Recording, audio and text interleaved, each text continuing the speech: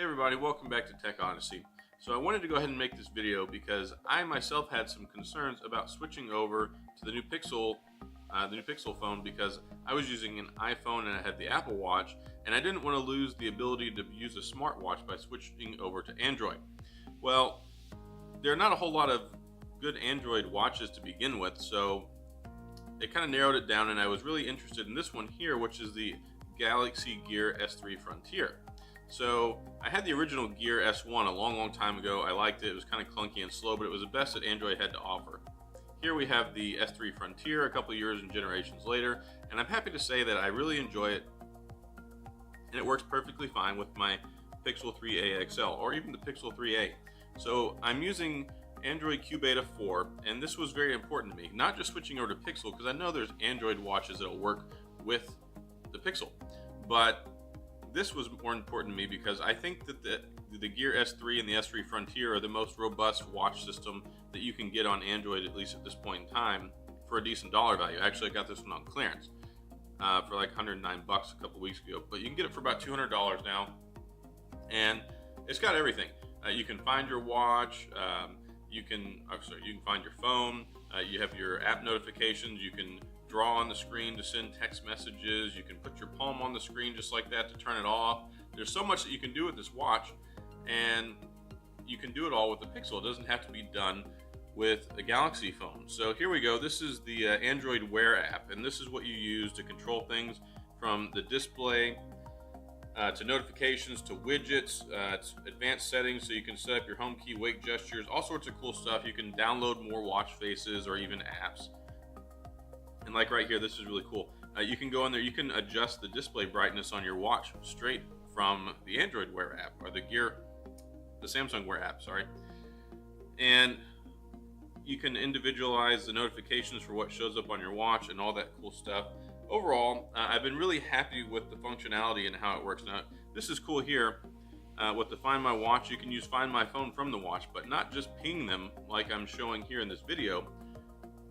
You can click on the Get Location, and it will tell you the address where it's located at, if there's one nearby, and it will also show you on the map. So it'll show you like a Google Map image and show you where the watch or the phone is at, which is really cool.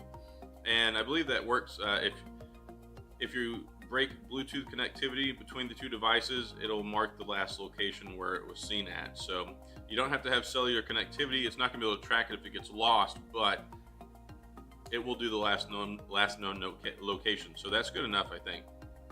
Now, one thing I want to show here, I'm going to go ahead and send myself a message so you can see how the notifications pop up. It works great. It pops up, you can see it. It looks like it's in conversation mode, and the One UI user interface update has been really nice. I got this before the One UI update, and I do like it a lot. So there's 3 different ways you can respond. You can use voice to text, you can use the emoji, or you can draw or type out a message using the keyboard, which works really well also. Now, there's 2 different ways you can interact with it. You can swipe, because you have the swipe gestures on the screen, or you can use the bezel. Both of them work perfectly fine.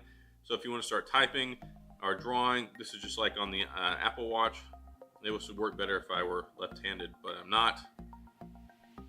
So there's not too much of a delay in between whenever you go from character to character, which is nice because that's kind of irritating with some other watches I've used before. But overall, I really like the watch, and I really like being able to use it with my Pixel.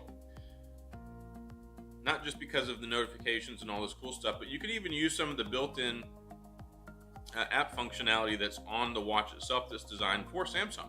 So you can change the watch faces here. You don't lose anything by using a Pixel phone versus using a Samsung phone. There are lots of different watch faces that come included for free.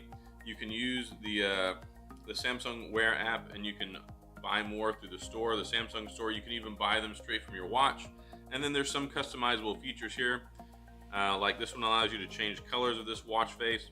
Some of the other watch faces have individual input, like steps or temperature or calories burned, things like that. And you can adjust what you want to show on the watch face, like, for example, this one right here. Or you can use a simple image. And then there's one for the chronograph, for the stopwatch, which is the one that I leave mine on default for. It's the Frontier watch face. So I do like the different capabilities that this has as well. So it's really nice to be able to use this great, really refined and enhanced watch um, that's a Samsung product, but you're able to use it with Pixel, and you're able to use it with the Pixel updates. So even, like I said, running Android Q Beta 4, I haven't been having any issues with it whatsoever. So this is just illustration for the stopwatch face. So you touch on the screen to start it, and then you can hit the red button to stop it, and then you can hit the X to clear it out. So I wanted to go ahead and show off the watch charging base here real quick.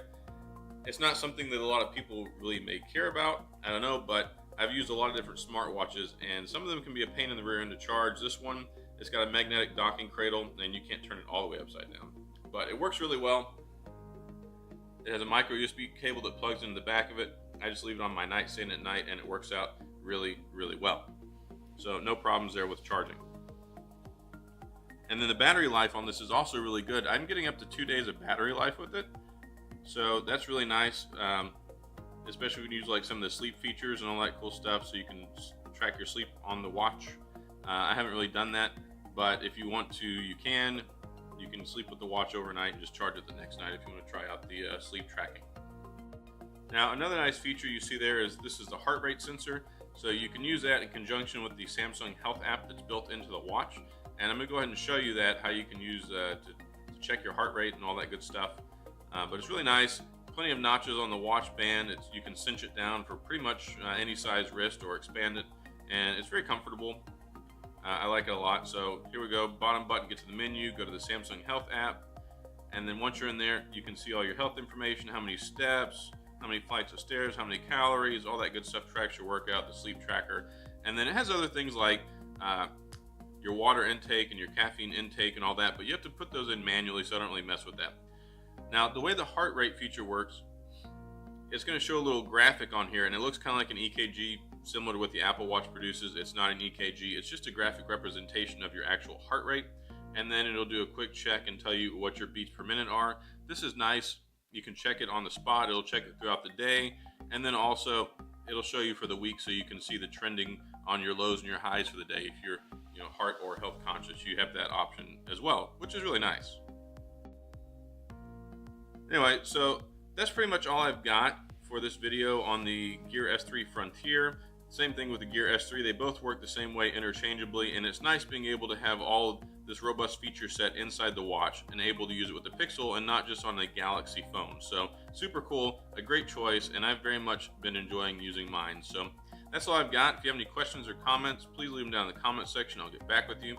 As always, thanks for tuning in. Hit the like and subscribe button and the notification bell, and I'll see you guys next time.